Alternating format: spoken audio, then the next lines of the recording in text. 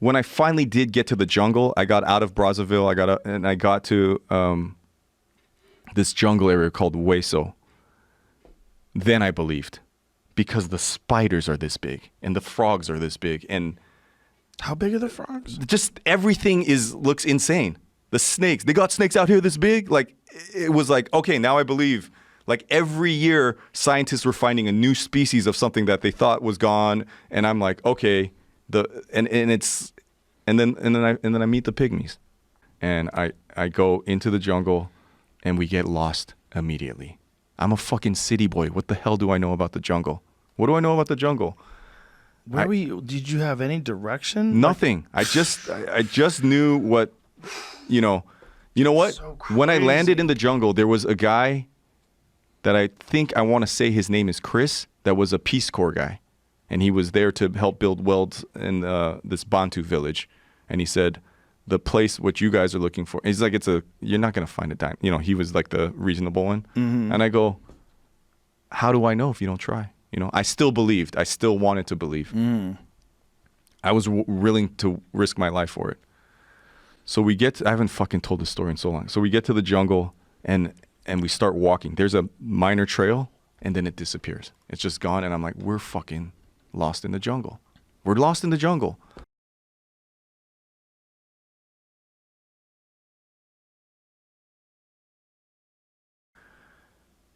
At night, the moon is like this fucking big. Like, it's humongous. And you hear the entire jungle come alive.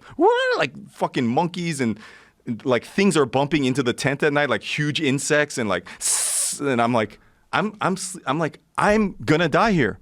I'm gonna die here. So the few times in my life where I've been in this kind of hopeless situation, the only thing that's gonna get me out of it is if I can control my mind. Because I'm like falling into despair, and in the daytime I'm doing stand up to the trees, because we're just walking in like circles, and I'm like, hey, how you guys doing all tonight? So you don't know where you are. I don't know where I am. Oh my I'm God. talking to the vegetation. Oh my God.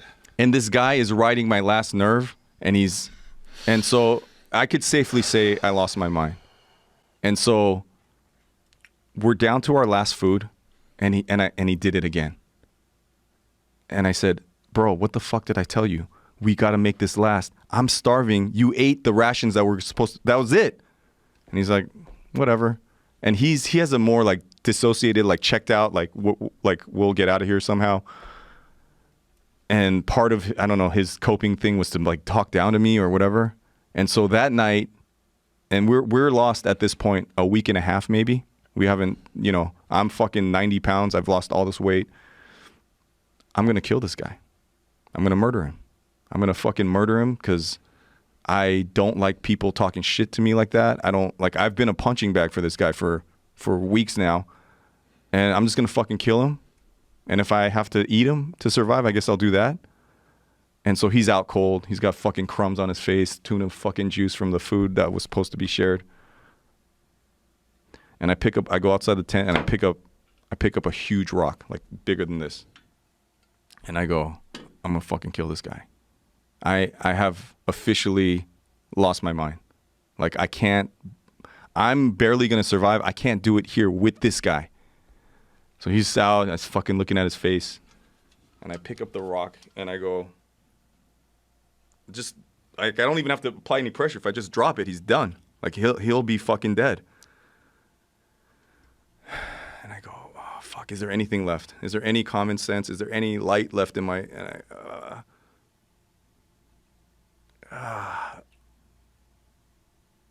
I gotta fucking kill this guy. He has to go. He has to die. He has to die. He has to fucking die. And then I didn't do it. I'm not a murderer. I can't, in the mind...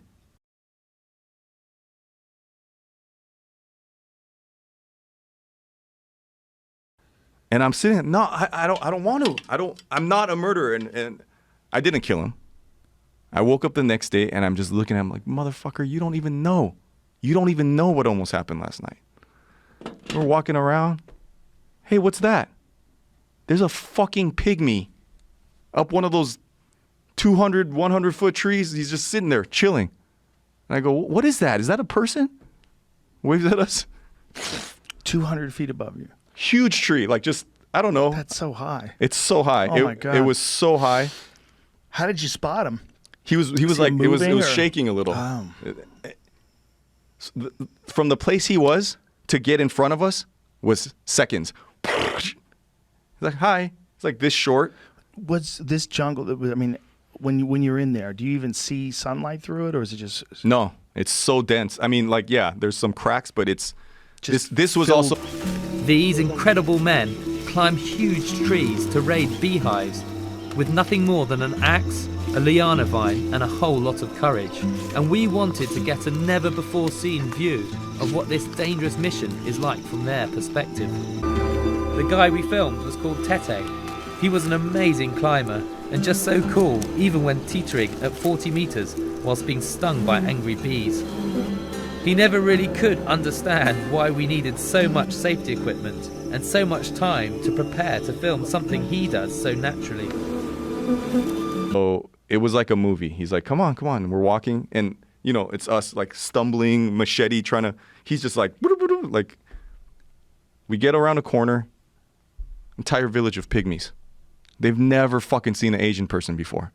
I'm C-3PO, and they're the Ewoks from. Blonde. They're coming. They're touching my face. They're like, yeah. Look like he's like, I don't know what the fuck they're saying. They're like, the kid keeps doing this thing. Like, I go, what are you saying?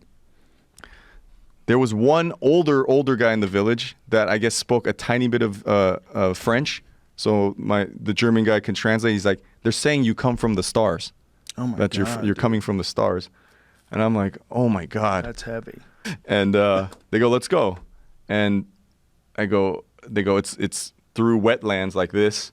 There's going to be leeches.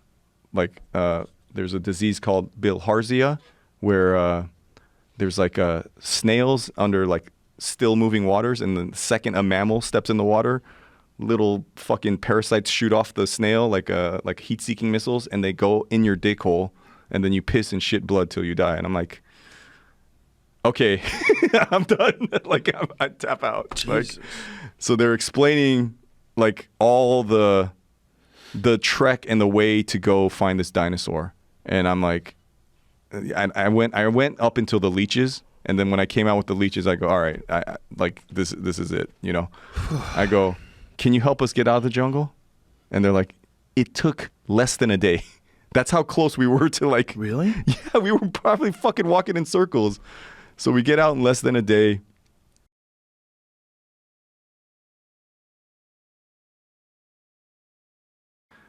So Congo is the heart of darkness. I get why those books are written. I get why people have these mind-losing experiences out there, because it is one of the fucking darkest countries I've ever been. So I don't want to go somewhere different this time. Do you know the European settlers? They tried to live in the Congo for a while. I met one. Did you see the houses that they left behind? Dude, when I got to this Bantu village, and Chuck, his name was Chuck. Chuck, if you're listening, I know it's 20 years ago, long blonde hair, from Oregon, Peace Corps guy. He got malaria while we were there. Oof. And he goes, please contact Francois. And I go, who the fuck is Francois? And he goes, he's in the jungle. And this isn't in the Congo village, it's the Bantu village. And he goes, you go down this tree and you go, so he's deep in the but this is still near a village. It's not, you know. So we go into the jungle, and there's like a giant Victorian French, like European house in the middle of the fucking jungle. And I'm like, how did this happen? And he's like, so we go in there, and Francois is just like some fucking weird French dude that just said, I'm going to stay here. He had like 12 Bantu wives. There's all these like half black, half white babies crawling around. And he has a ham radio. And he's like, what's going on? I'm like, Chuck is fucking dying. He said to come contact you. And he's like, oh, okay, I'll contact the aircraft carrier and they'll send a chopper in for him. I was like, oh shit. But yeah, that's the one time I saw a French Victorian, I don't even know how to describe the architecture. It was like a beautiful French home in the middle of the fucking Congo jungle. Yeah, there was a website dedicated to those people that try to do that. and it just detailed how it all went terrible for them. The jungle just overcame the house. Like, you can't keep the jungle back. It's too powerful. There's too much there. The jungle Everything is grows so quickly. It's just fucking, I mean, you'd have grass popping out through the middle of your floorboards and shit, and trees trying to grow through the side of your sewage system. Like, it's just too much. It's wild.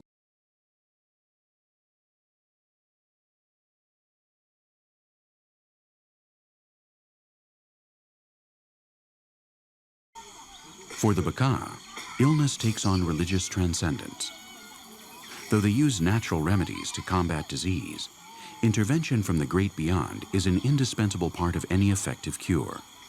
All the ailments they might suffer are caused by curses or hexes and by the intervention of the spirits. Fortuitous accidents do not exist, and even random luck is induced by supernatural forces. Thus, the importance of witch doctors.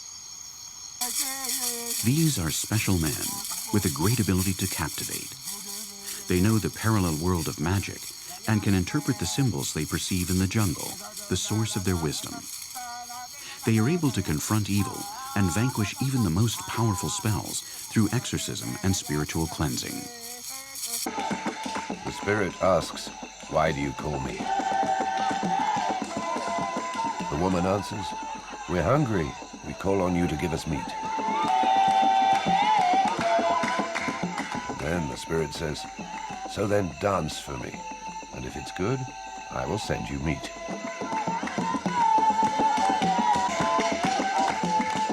The women dance, and the spirit is charmed.